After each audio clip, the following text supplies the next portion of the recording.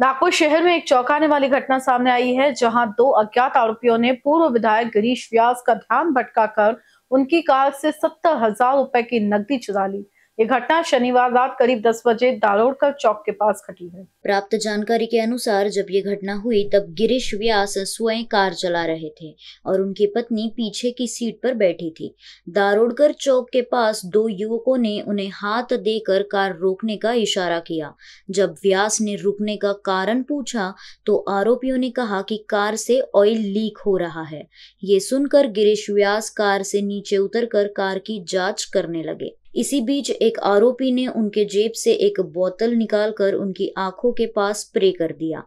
इससे पहले कि उन्हें कुछ समझ आता, दूसरा आरोपी कार के भीतर से नकदी से भरा बैग उठाकर फरार हो गया।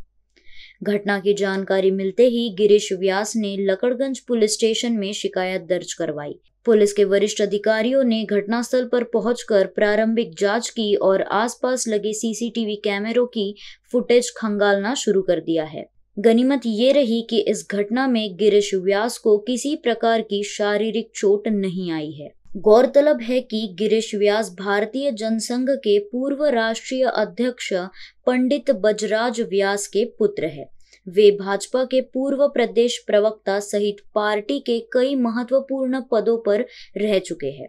पुलिस ने अज्ञात आरोपियों के खिलाफ मामला दर्ज कर लिया है और उनकी तलाश जारी है।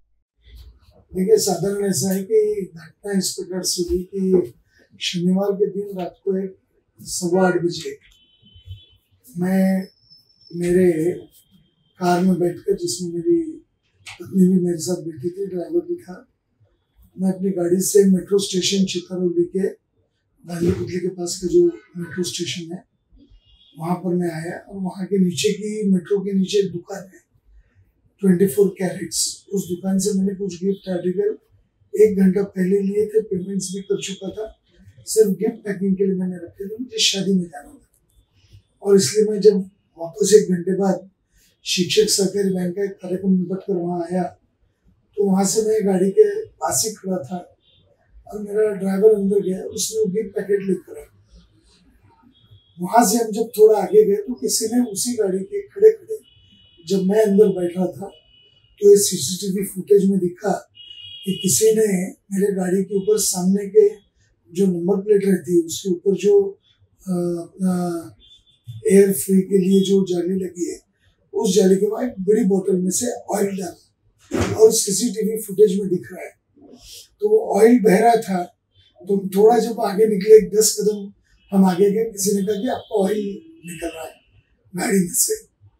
फिर एक आदमी ने थोड़ा आगे जाने के बाद कहा कि ऑयल निकल रहा है, इसलिए हम रुके और मैं और ड्राइवर दोनों उतरे गाड़ी में देखने के लिए। इस बीच में किसी ने, उनके तीसरे चौथे आदमी ने एक स्प्रे किया और वो स्प्रे इतना तेज था, मिर्ची के स्मेल का था, 1 मिनट के लिए हमारी सांसें रुक गई, नाक चुप हो गए, आंखों में जबरदस्त पानी था। हमारी श्रीमती जी भी नीचे उतर गई। नीचे उतरने के बाद वो क्षण का फायदा लेकर उन्होंने रोड साइड की तरफ किया, ड्राइवर के पीछे के गेट से जो रास्ते के ट्रैफिक की तरफ खुलता था, हम इस तरफ से उतरे थे मेट्रो की तरफ से, उन्होंने उस तरफ से धीरे से बैग निकाल के वो चले गए। हम वापस गाड़ी में बैठे, हमने कंपनी को फोन किया, कंपनी को फोन करके हमने मैकेनिकल मदद मांगी। गाड़ी थोड़ी आगे गई, 50 फुट आगे, गाड़ी को हमने पार्क कर दिया। हमने हमारे मित्र डॉक्टर सुरेश चांडक जो रेडियोलॉजिस्ट हैं, उनके तरफ से उनकी कार लेकर आगे कार्यक्रम में जाना तय किया। ऐसा करते ही हमने जब सामान शिफ्ट करने की कोशिश की तब ध्यान में आया कि हमारी बैग गई और इसको करीब 30 से 35 मिनट तब तक लग गए थे। जब बैग नहीं मिली तो हम वापस आए, इधर उधर हमने ढूंढने की कोशिश की, जब नहीं दिखी तो हमने तुरंत सिटी कोतवाली फोन किया। कोतवाली ने बताया कि ये लकड़गंज का एरिया आता है। फिर लकड़गंज पुलिस को खबर की गई, वहाँ के सारे लोग आए। बाद में मेट्रो का सीसीटीवी फुटेज देखा गया, उसके अंदर ये सब घटना को क्रियान्वयन करते हुए 4-5 लोगों की टोली दिखी। पुलिस अपनी कोशिश कर रही है, पर वो जो रोड क्रॉस करके डिवाइडर के ऊपर से आदमी बैग लेके भागा, वो दिखाई तो हमको किसी को नहीं दिया और उसने धीरे से रोड क्रॉस कर लिया कैश निकाल ली, 70,000 रुपए की कैश थी और वो निकाल ली और बैग कहीं तो भी डाल दी, जो दूसरे दिन किसी 2 बच्चों को मिली।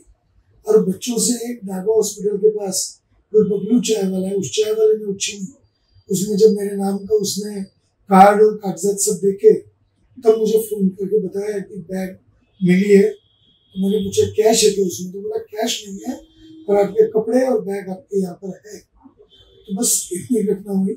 मैंने पुलिस को इन्फॉर्म किया, पुलिस गई और पुलिस ने बैग कलेक्ट की, शायद अब बैग वापस आएगी।